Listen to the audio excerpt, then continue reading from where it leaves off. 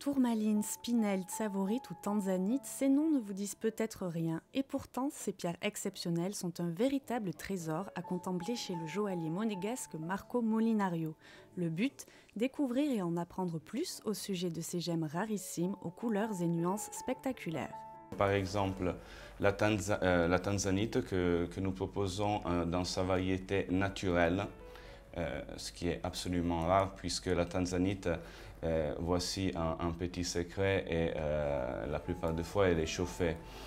Ce n'est pas forcément un défaut que la tanzanite soit chauffée, parce que c'est un bleu qui quand même devient aussi intense à partir du moment où le brut a cette spécificité de réagir à la chauffe de cette façon. Cette tanzanite que nous avons provient donc bien évidemment de Tanzanie, comme son nom l'indique. Et c'est une partie de tanzanite naturelle qui représente, on peut dire, moins du 1% de la production, et que nous avons la chance de pouvoir proposer à nos clients. Et pour Marco Molinario, pas question de se soumettre à la classification des pierres précieuses et semi-précieuses, des titres qui, selon le joaillier, reflètent mal la réalité. Je ne peux pas considérer un spinel rouge de Tanzanie de 50 carats d'un rouge incroyable étant une pierre semi-précieuse. Elle a une rareté qui est incroyable.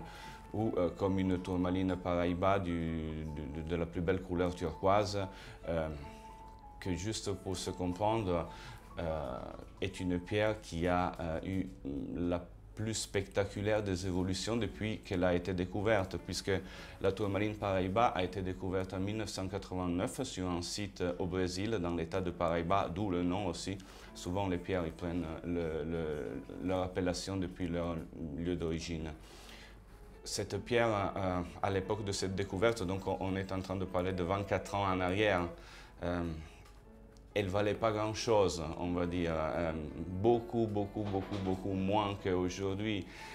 Pour les plus beaux exemplaires, on peut parler d'une augmentation de valeur entre 3 et 5 000 fois la valeur d'origine.